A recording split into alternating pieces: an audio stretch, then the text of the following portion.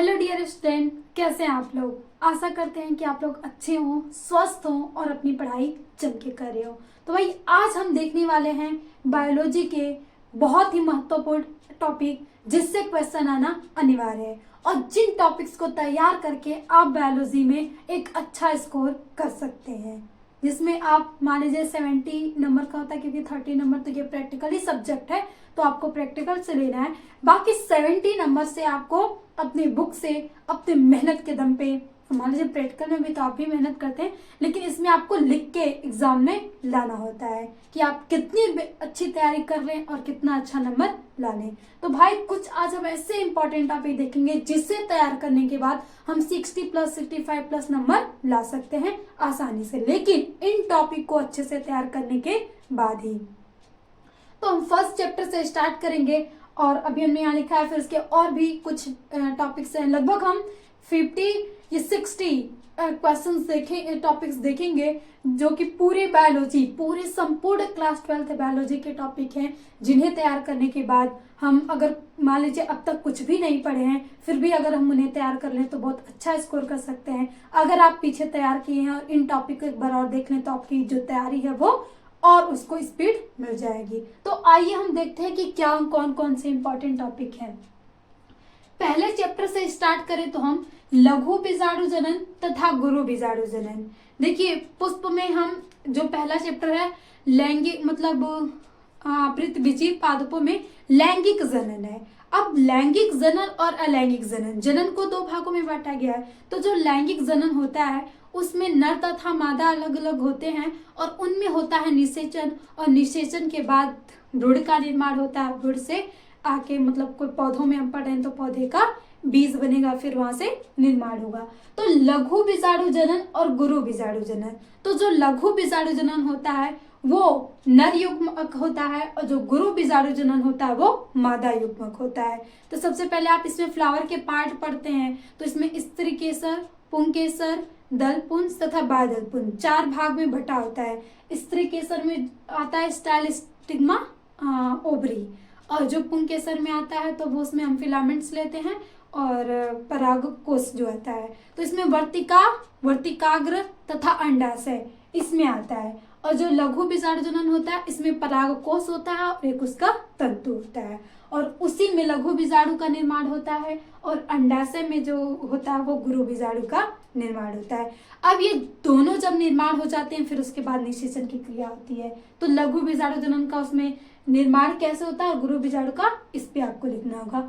फिर अनिषेक फलन, देखिए अनिषेक फलन लिखा गया है, मतलब जिसमें निषेचन न हो फल बन जाए तो वो हम बोलते हैं अनिषेक फलन। ऐसे बहुत सारे उदाहरण है जिसमें बिना निषेचन के ही क्या बनता है, फल बनता है। फिर असंगत जनन होता है, इसमें भी नर मादा युग्मक में मतलब जो विभाजन होता है वो उसमें मतलब विभाजन अच्छे नहीं होता है, उस तरीके से होता है तो उसमें हम बोलते हैं असंगत जनन होता है। इन सभी के डिटेल्स आज हम बस देख रहे हैं क्या क्या। फिर उसके बाद परागण है। परागण 2 तरीके का होता है, एक स्वपरागण तथा कृत्रिम परागण। स्वपरागण जो अपने से होता है, जैसे मान लीजिए स्वपरागण बहुत तरीके से हो सकता है, जैसे वायु द्वारा, कीटों द्वारा। अब पुष्प के भाई, अब पुष्प हैं तो वो तो स्थिर हैं, वो चलेंगे तो है नहीं, तो उन्हें किसी किसी का सहारा चाहिए। तो देखिए वायु है, कभी मान लीजिए जो परागकोश है वो फूट के, क्योंकि परागकोश जब फूलता है तो उसमें से निकले परागकण और वही पराग जाएंगे वर्तिकाग्र पे। वर्तिकाग्र इसीलिए फ्लैट सा भाग होता है ताकि वो उनको रख सके, फिर वो रखेगा नहीं भाई, उनको भेज देगा वर्तिका के द्वारा अंडाशय के पास, भाई अंडाशय में जाओ, अपना निषेचन करो, वृद्धि करो और बीज बनाओ। तो उसी तरीके से तो ये कीटों से हो सकता है, वायु से होता है जो जली है, और जल से भी हो सकता है। फिर कृत्रिम परागण क्या होता है भाई, वो हम मतलब मनुष्य करवाता है। अब जो भी मानव द्वारा होता है उसे हम तो कृत्रिम बोलते हैं। अब मानव देखिए पहले तो ये होता था लेकिन जब थोड़ा पढ़ लिया ना तो ये मानव खुरपात तो मचाने वाला है ही। ये सोचता था क्यों ना हम किसी दूसरे का दूसरे में मिलाएं और मिलाने से हम अच्छी फसल, अच्छी नस्ल तैयार कर लें। तो ये प्लांट में ऐसे हाइब्रिडाइजेशन करना शुरू कर दिए।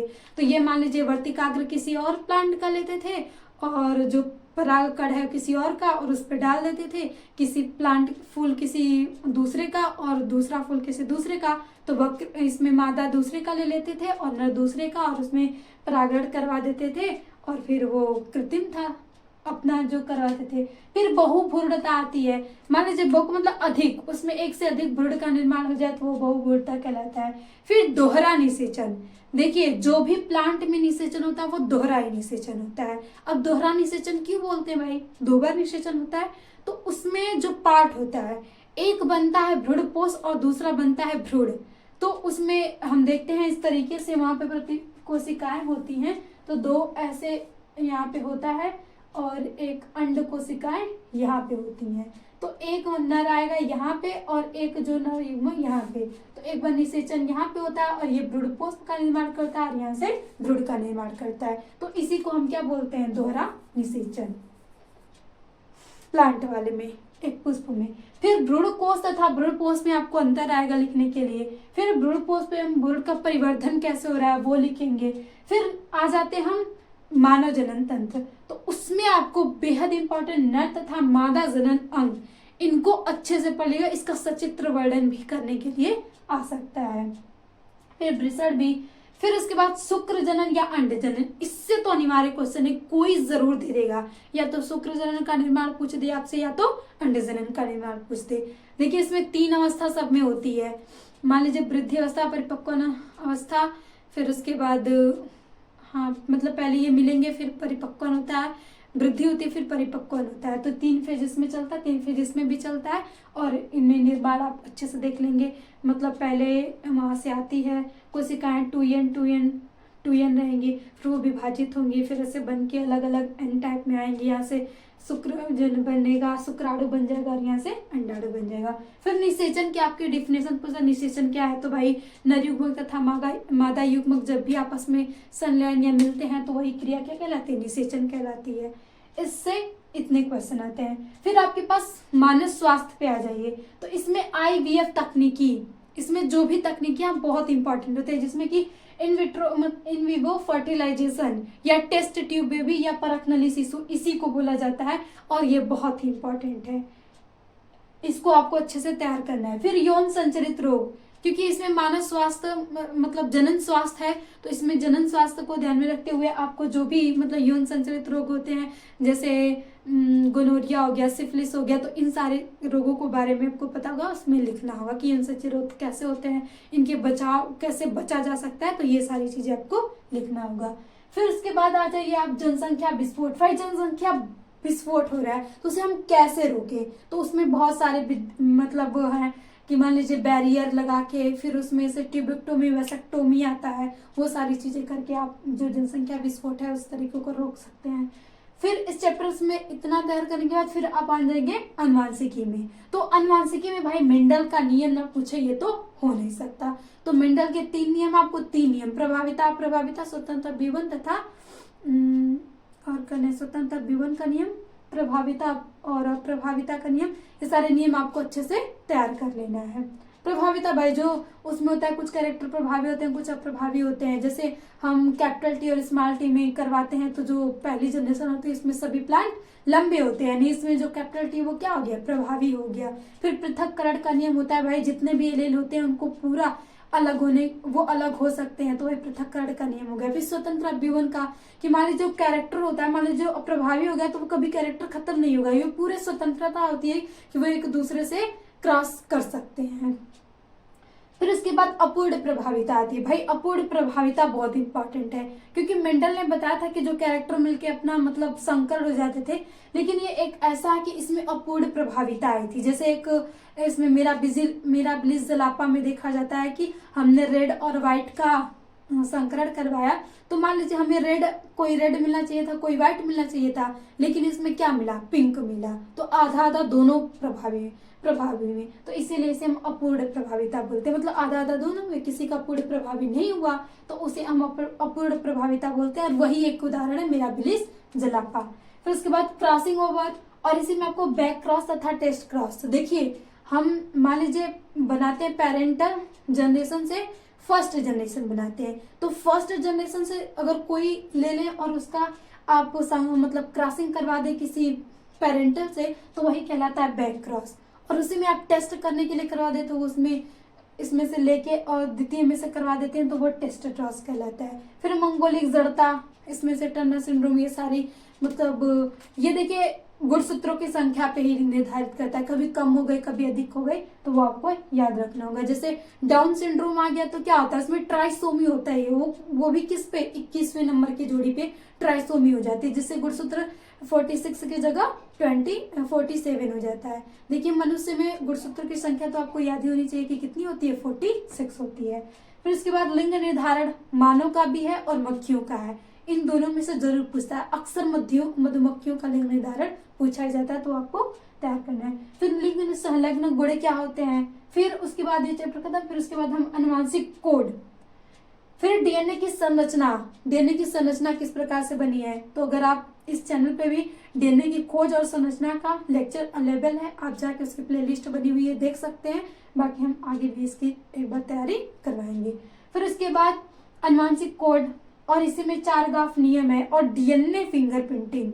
भाई ये तो बहुत बार पूछे हैं और हर सेट में हर ईयर मतलब किसी न किसी सेट में जरूर मिलते हैं। और डीएनए फिंगरप्रिंटिंग आपको अच्छे से तैयार करना है। फिर उसके बाद आ जाते हैं हम रोग, ऐसे मतलब रोग वाला चैप्टर जो मानव स्वास्थ्य है, तो उसमें अल्कोहल ड्रग, इस पे भी जब लॉन्ग क्वेश्चन आते हैं ना, तो देखिए इसी चैप्टर से आते हैं, मानव स्वास्थ्य से आएंगे या तो पहले चैप्टर से आएंगे या तो फिर जीन अभियांत्रिकी। 3 चैप्टर ऐसे हैं जिनसे लॉन्ग क्वेश्चन आते हैं। तो आपको अल्कोहल के मतलब दुष्प्रभाव, ये सारी चीजें लिखना है, ड्रग के भी लिखना है। फिर उसके बाद जन्मजात रोग क्या होते हैं, उपार्जित रोग क्या होते हैं, प्रतिरक्षा क्या है, इन सभी को। फिर उसके बाद 2 रोग आपको अच्छे से याद करना है, मलेरिया तथा कैंसर। किसी एक रोग पे टिप्पणी जरूर पूछता है, तो आप ये तैयार कर लेंगे। फिर उसके बाद नेक्स्ट चैप्टर में जैव उर्वरक। भाई जैव उर्वरक क्या है, जैसे पता ही चल रहा है कि जो जैविक उर्वरक, मान लीजिए अब देखिए बहुत ऐसे खाद हम डालते थे केमिकली, तो वो मिट्टी को नुकसान करता था, और जो हम खाते हैं चाहे जंतु खाते कोई भी, तो उन्हें भी नुकसान पहुंचाता था। इसीलिए साइंटिस्ट मतलब ज्यादा से ज्यादा चाहते थे कि जैव उर्वरक का प्रयोग किया जाए। तो इसमें मान लीजिए तो इसको तैयार किया जाता है, जैसे बायोगैस, मतलब ये बायोगैस जैसे गोबर जैसे होता है ना, गोबर को गाय के मतलब जो डंग होते हैं उससे तैयार किया जाता है बायोगैस, जिसमें मेथेन होती है। फिर उसके बाद प्रतिजैविक, कुछ आपको एंटीबायोटिक्स होते हैं उन्हें तैयार करना है। फिर आ जाता है अनुवांशिक अभियांत्रिकी, इसी में होती है कि जेनेटिक इंजीनियरिंग। फिर उसके बाद पीसीआर प्रणाली, मतलब पीसीआर क्या है, पॉलीमरेज चेन रिएक्शन होती है, ये एक प्रोसेस है, इसे आपको लिखना है। फिर टीकाकरण क्या होता है। फिर उसके बाद प्रतिबंधन एंजाइम क्या है, भाई आणविक कैची किसे बोला जाता है, और ये भी होता है प्रतिबंधन एंजाइम की। मान लीजिए हम जैसे डीएनए को आइसोलेशन से जब करते थे, मान लीजिए हमें कोई ऐसा इच्छित डीएनए, वांछित डीएनए चाहिए होता था, हमें कोई ऐसा डीएनए खंड चाहिए था कि मतलब उस पे वह कैरेक्टर है और उसी कैरेक्टर को चाहिए, तो उसे काटना, भैया वो कैंची लेके डीएनए को तो काट नहीं सकते, वैसे डीएनए इतना छोटा है, तो उसमें मॉलिक्यूलर सीजर्स बनाई जाती है, प्रतिबंधन एंजाइम जिनके अंतर्गत आती है। फिर पुनर्संयोजक डीएनए होता है, गोल से उसकी संरचना होती है, पुनर्संयोजक का उसे आते हैं। फिर प्लाज्मिड वेक्टर क्या था, भाई प्लाज्मिड एक होता है वेक्टर होता है कि जो कि जिसमें हम डीएनए को डाल के आगे की मतलब जिसमें हमें डालना है उसमें हम डाल सकते हैं, उसकी अनेक प्रतिलिपियां तैयार कर सकते हैं। फिर इकोलाई एक ऐसा है जिसमें मतलब प्रतिकृतियन की बहुत क्षमता होती है, इसीलिए इस इकोलाई जीवाणु है एक प्रकार का बहुत ही यूज किया जाता है जेनेटिक इंजीनियरिंग में। फिर बीटी फसल, बीटी कॉटन, बीटी कपास और बीटी बैगन, ये वही कॉटन को बोलते हैं, ये बहुत इंपॉर्टेंट है। बीटी का मतलब होता है बैसिलस थुरिनजेंसिस, ये एक प्रकार का जीवाणु है। मान पहले ना ये था कि फसलों को टिड्डा खा जाते थे, ऐसे टिड्डी अटैक हो जाता था, तो उस पर दवाइयों का छिड़काव करना पड़ता था, लेकिन हम केमिकल्स का यूज करना नहीं चाहते थे। तो एक बैसिलस थुरिनजेंसिस एक ऐसा जीवाणु है, जो भी ये टिड्डे होते हैं, मतलब अगर वो इसके अंतर्गत इस जीन को डाल दिया गया, जो भी बैसिलस थुरिनजेंसिस थी वो प्लांट के बीज में डाल दिया जाता है। जब वो प्लांट उगेगा ना, तो अगर मान लीजिए उसे कोई टिड्डा खाता है तो वो मर जाएगा, हमें प्लांट को खाने से ही भाई वो मर जाएगा, तो खाएगा क्यों, और हमें कोई खाद भी नहीं डालनी पड़ेगी, मिट्टी भी हमारी अच्छे से बची रहेगी। फिर उसके बाद पारजीवी जंतु क्या होते हैं। अब हमने पौधों तक ही तो सीमित रहा नहीं ये, कि मान लीजिए हमने पौधों में ही इधर उधर किया, इसका जीन उसमें डाला, उसका जीन उसमें डाला, हेल्प हमें बस अच्छी किस्म चाहिए थी कि अच्छा उत्पादन कर सके। देखिए ऐसा क्यों करना पड़ा साइंटिस्टों को, आखिर क्या जरूरत पड़ गई, क्यों नहीं पहले से रहने देखे? तो आपका मेन जो कारण है वो जनसंख्या वृद्धि। भाई जनसंख्या बढ़ते जा रही थी और जो आपके फूड का उत्पादन था, खाद्य उत्पादन था, वो बहुत ही लो था। तो अब ये खाद्य उत्पादन को बढ़ाने के लिए बढ़ाना था हमें, क्योंकि अगर हम नहीं बढ़ाते तो भूखमरी हो जाती। तो इसीलिए साइंटिस्टों ने मान लीजिए ऐसे ऐसे बीज के किस्म लाए कि जो कम मतलब जैसे कम जगह में भी बहुत ज्यादा उत्पादन कर सके, मतलब उनकी जो फसल की उत्पादकता क्या हो जाए, बढ़ जाए। इसीलिए ये सारे फसलों बहुत तरीके से गेहूं, देखिए जब बंगाल का अकाल पड़ा था ना तो बहुत ही दर्दनाक, मतलब जैसे अगर आप एक बंगाल का अकाल वो एक बुक आती है, अगर उसे पढ़ेंगे ना तो आपकी आंख में आंसू जरूर आ जाएंगे। क्योंकि भाई भूख एक ऐसी चीज है ना, अगर आपको भी लग जाए तो आप मतलब सहन नहीं होती, आप कुछ भी खा सकते हो। इस वही चीजें उस समय वहां थी जब बंगाल में अकाल पड़ता था, मतलब जो लोग मर गए थे तो भूख के कारण मरे हुए लोगों को खा लेते थे लोग, भले वो मरे, ये नहीं देखा जाता क्या होगा, बस भूख मिटानी थी, ईटा पत्थर जो भी था सब कुछ खा लेते थे लोग। तो इसीलिए साइंटिस्टों ने मतलब उस भूखमरी दोबारा ना आए, इसीलिए फसलों की उत्पादकता को क्या किए, बढ़ाए, और फसलों को इस जैसे स्टोर किया जा सके।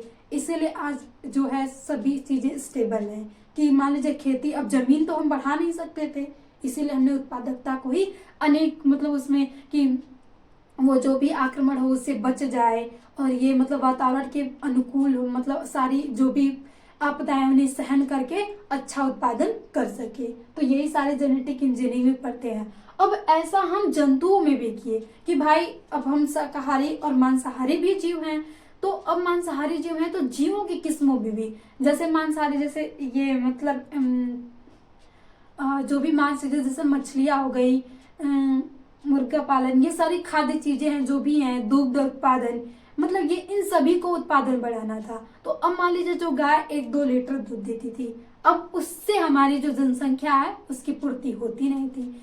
तो अब साइंटिस्टों ने कुछ ऐसा किया जिसके उससे जो भी गाय भैंस है उनके जो भी हैं दूध देती हैं उनके मतलब प्रोडक्शन को बढ़ाया जा सके, कि वो 1 किलो के बजाय बहुत अधिक दूध दे। तो वो क्या किए, उसके जीन में ट्रांसफर करना शुरू कर दिए, अच्छी अच्छी नस्ल के गाय बनाना शुरू कर दिए, कि जो कि मतलब 1 लीटर नहीं वो 10 लीटर 5 लीटर ऐसे करके दूध दे। तो ऐसी बहुत सारी गाय भैंसों की नस्लें तैयार की गई और उन्हीं को बोला जाता है कि वो क्या है, पारजीवी जंतु हैं। और मान लीजिए कुछ ऐसे जैसे मांस में जिससे लेना होता है, जैसे गोट्स हो गए, मतलब बकरियां हो गई, मुर्गे हो गए, तो इनमें मांस भी बढ़ाना था। तो उनमें कुछ ऐसे जीन डाले कि वो कम समय में ही बहुत बड़े हो जाए, जिससे मांस भी अधिक मिल सके। ऐसे मछलियों में भी किए गए। तो देखिए इसमें कई सारी क्रांतियां आती हैं, जैसे कृषि में जब ये क्रांति आए तो उसे हरित क्रांति बोला जाता है। फिर उसके बाद मछलियों की उत्पादकता बढ़ाई था तो उसे हम नील क्रांति बोलते हैं, और जब दुग्ध उत्पादन को बढ़ाना की क्रांति चली तो उसे हम श्वेत क्रांति बोलते हैं। तो ये सारी क्रांति भी आपको याद रखना है इस चैप्टर में। अब कुछ और भी टॉपिक हैं, जैसे अभी हमारे कुछ चैप्टर बच जा रहे हैं, जैसे पारिस्थितिकी, तो उनसे भी आते हैं क्वेश्चन, तो उन वाले क्वेश्चन को हम देख लेते हैं, क्योंकि पारिस्थितिकी में सहजीविता, सहभोजिता, ये सारे टॉपिक हैं जो कि बहुत इंपॉर्टेंट है। तो आइए हम उन्हें भी देख लेते हैं। तो आप स्क्रीनशॉट इसका ले लीजिए, फिर उसके बाद हम बाकी के टॉपिक लिखते हैं।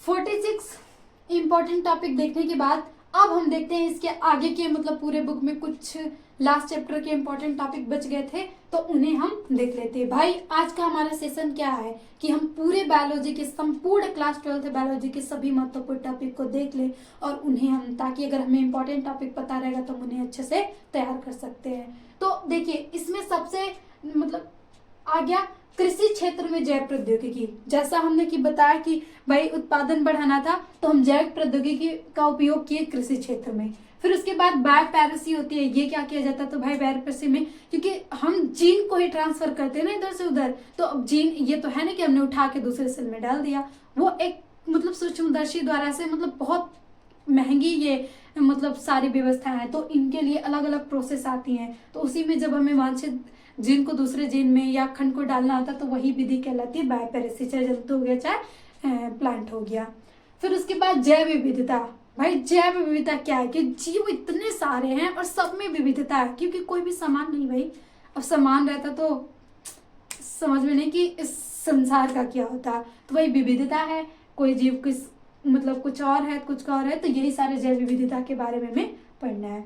फिर उसके बाद देखिए इसमें आपको कोई संघ में डिफाइन नहीं करना, बस थोड़ा सा जैव विविधता के बारे में बता सकते हैं कि असंख्य जीव हैं, सब में कुछ भिन्नताएं हैं कुछ समानताएं हैं, जिनके आधार पर सभी जीवों को वर्गीकृत किया गया है। ये सब चीजें इसमें लिख सकते हैं। फिर सहजीविता क्या है, ये भी छोटे से डिफिनेशन में पूछ सकता है। तो भाई सहजीविता से पता ही चल रहा है कि साथ साथ जीवन यापन करना, जिसमें दो लोग हों, दोनों लोग अपनी साझेदारी द्वारा जीवन यापन करें, कुछ ये कर रहा कुछ वो कर रहा, तो ये होता है कवक तथा शैवाल में, दोनों एक सहजीविता का उदाहरण है। फिर अनुकूलन क्या होता है भाई, एडॉप्टेशन।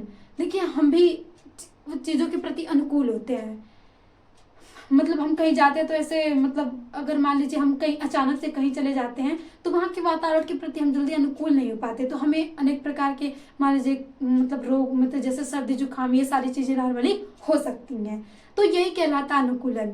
तो जब हम अनुकूल हो जाते हैं तो वही कहलाता अनुकूलन। तो अनुकूलन की डिफिनेशन आपसे पूछ सकते हैं, तो आप लिख सकते हैं कि किसी भी प्राणी या जीव शारीरिक रूप से या आर्थिक रूप से, मतलब वो क्षमता होती है शारीरिक रूप मतलब आंतरिक या बाहरी रूप से या अपने व्यवहार द्वारा मतलब एक क्षमता होती है जिसके कारण वो वातावरण के प्रति अनुकूल होता है, वही कहलाता है अनुकूलन।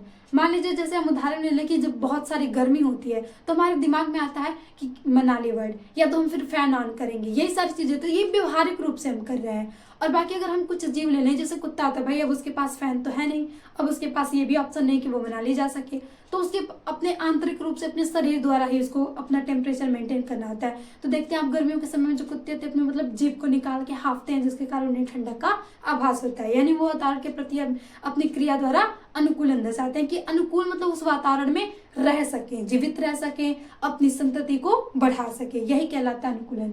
फिर उसके बाद राष्ट्रीय उद्यान, तो भारत में बहुत सारे राष्ट्रीय उद्यान बनाए गए हैं। क्यों बनाए गए हैं, क्योंकि जो जीव हैं वो विलुप्त होते जा रहे थे, क्योंकि हमने भाई पेड़ों की कटाई शुरू कर दी है, जंगल तो हम छोड़ेंगे नहीं, तो इसीलिए राष्ट्रीय उद्यान तैयार किए जा रहे हैं कि जंगलों को काटने से रोके जा रहे हैं कि जो जीव हैं जंगली जीव वो रह सके, क्योंकि जीवों के भी बहुत देखिए जो खाद्य श्रृंखला है वो सभी जीव रहेंगे तभी अच्छे से चल पाएगी, तो इसीलिए सभी जीवों को रहना अनिवार्य। फिर संकटग्रस्त प्राणी, भाई कुछ प्राणी ऐसे हैं जो संकट में है, जिनकी प्रजातियां जातियां लुप्त होने वाली है, तो उन्हीं को कहते हैं संकटग्रस्त जातियां।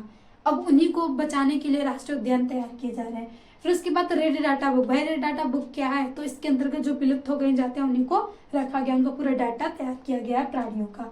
फिर सहभोजिता, ये भी सहजीविता की तरह इसी भी चैप्टर में होता है, सहभोजिता इसमें वर्ड आता है। फिर उसके बाद जैविक कारक का समष्टि पर प्रभाव, अजैविक कारक का, अजैविक कारक से आपको याद रखना है कि तापमान हो गया, प्रकाश मतलब हो गया, उसके बाद जल हो गया, मृदा हो गई, ये अजैविक कारक है। और इनका समष्टि पर प्रभाव यानी जो जीव जंतु उन पे क्या प्रभाव, उनके प्रजनन पे कैसे प्रभाव पड़ रहा है, उनके वृद्धि पे प्रभाव कैसे पड़ा है, तो ये सारे प्रभाव आपको लिखना है। उनके जीवन पे मतलब उनके बिना जीवन संभव है या नहीं, ये सारी चीजें हैं। तो भाई तापमान अच्छे से नहीं रहा तब भी जीवन में गड़बड़ी हो सकती है, जल नहीं रहा तो हम फिर जीवन ही नहीं रहेगा तो गड़बड़ी कहाँ से आएगी।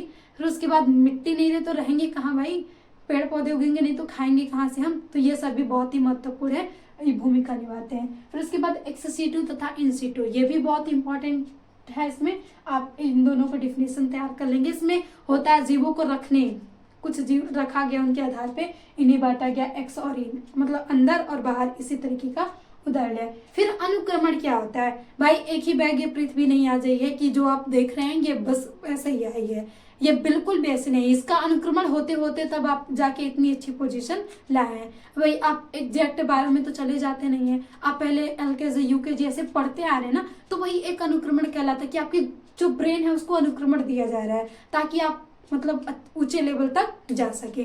तो इसी तरह हमारी पृथ्वी का भी निर्माण हुआ, मिट्टी थी नहीं पहले, चट्टान थे, तो चट्टान से मिट्टी कैसे बनी, तो देखिए चट्टानों पे पहले छोटे छोटे प्लांट्स उगे, फिर वो कुछ दिनों बाद उनका आयु समाप्त हुई, वो मिट्टी हुई, तो फिर वो मिट्टी में थोड़ी बहुत वहाँ पे मतलब मिट्टी जैसा उनका चट्टान था, उनका संचरण शुरू हुआ, अपक्षय होना शुरू हुआ और अपक्षय होकर वो मिट्टी में कन्वर्ट हुए, फिर ऐसे जली जीव कुछ हैं, फिर अनुक्रमण होता गया, तो जीवों में फिर स्थल में ये सभी अनुक्रमण होता है। तो उसी को हम मतलब एक बदलाव, एक चरण चरण में बदलाव होता है, उसी को हम बोलते हैं अनुक्रमण। जैसे आप देखते हैं कि मान लीजिए अब हम जो भी घास होते हैं उसे हम मिट्टी में लगाते हैं, लेकिन आप पुराने घरों पे देखेंगे भाई वो तो पत्थर का बना है, या पुराने पत्थर देख रहे तब भी वहां पे कुछ छोटे, पहले आप देखेंगे पहले वहां पे प्लांट आ गए हैं, लेकिन आप अगर एक शुरू से स्टार्टिंग करें तो वहां पहले छोटे छोटे प्लांट उगेंगे, फिर उसके बाद बड़े प्लांट एक बैग बड़े प्लांट नहीं आ जाते हैं। तो यही कहलाता है अनुक्रमण। जीव या प्लांट किसी का भी ले ले तो अनुक्रमण। भाई हम भी अनुक्रमण ही तो कर रहे हैं, एक सीढ़ी सीढ़ी मतलब धीरे धीरे हम अपनी जो नॉलेज को उसको बढ़ाते जा रही है, क्या कहलाता है, अनुक्रमण कहलाता है। तो आई होप आप लोग को ये सारा बायोलॉजी का जितना इंपॉर्टेंट टॉपिक हो बहुत ही समझ में अच्छे से आया हो और इनको आप तैयार करने में लग जाएंगे। तो प्लीज डियर स्टूडेंट, अब आपके पास बहुत कम समय है, अब आपकी जो भी ये रील्स देखना ये सारी चीजें छोड़ दीजिए, इन चीजों को आप एग्जाम के बाद कर लीजिएगा। बस आप अभी एक रिजल्ट अच्छा दे दीजिए ताकि आप जो भी ये अपनी मेहनत कर रहे हैं ना, इस मेहनत को व्यर्थ न जाने दिए। भाई स्कूल जाते हैं, कोचिंग जाते हैं, यहाँ पढ़ रहे हैं, मतलब कुछ भी आप मेहनत कर रहे हैं ना थोड़ी बहुत, तो बस पढ़ाई करके उस मेहनत को सार्थक कर दीजिए, अपने माता पिता की मेहनत को सार्थक कर दीजिए, अपने अध्यापक के मेहनत को सार्थक कीजिए। अब जो भी है आप पे डिपेंड करता है, आप चाहें तो पूरा बर्बाद, अगर आप चाहें तो एक अच्छा लेवल दे सकते हैं। तो हम तो यही आपसे कहेंगे कि सब कुछ छोड़ के अभी अपना फोकस पढ़ाई पे कर लीजिए, क्योंकि भाई टाइम है आपके पास अभी पढ़ने का, तो आप उस टाइम को व्यर्थ मत डालने दीजिए, आप अपनी पढ़ाई में उसको इन्वेस्ट कीजिए। और ये अगर पढ़ाई में इन्वेस्ट करेंगे ना तो इसका बहुत ही अच्छा आपको रिजल्ट्स मिलेगा। तो मेहनत करते रहिए दोस्तों, जितने भी इंपॉर्टेंट टॉपिक हैं अच्छे से तैयार कर लीजिए। अगर आपको ये सेशन जरा सा भी हेल्पफुल हो, जरा सा अच्छा लगा तो प्लीज लाइक कर दीजिएगा और अपने दोस्तों को शेयर कर दीजिएगा और एक प्यारा सा कमेंट्स जरूर छोड़िएगा, क्योंकि आप अपने दोस्तों को शेयर करेंगे तो उनकी भी हेल्प होगी और हमें भी एक सपोर्ट मिलेगा। आप लोग के जो कमेंट्स हैं उसी से तो हमें मेहनत करने की ताकत मिलती है कि हमें बच्चों के लिए और अच्छा करना है। तो बस एक हेल्प है कि स्टूडेंट अच्छे से अपनी तैयारी कर सके। अब कुछ भी नहीं पढ़े हैं फिर भी वो इस सेशन से आज से अगर स्टडी करे तब भी वो एग्जाम तक एक अच्छा नंबर ला सके, हमारी कोशिश यही है। तो इसी के साथ मिलते हैं नेक्स्ट सेशन में। अगर आपका जो भी डाउट जो भी हो रह गया हो वो आप कमेंट्स में जरूर लिख दीजिएगा, हम उसका रिप्लाई कर देंगे। तो थैंक यू दोस्तों, मिलते हैं नेक्स्ट सेशन में। जय हिंद, वर्क हार्ड और ऑलवेज बी हैप्पी।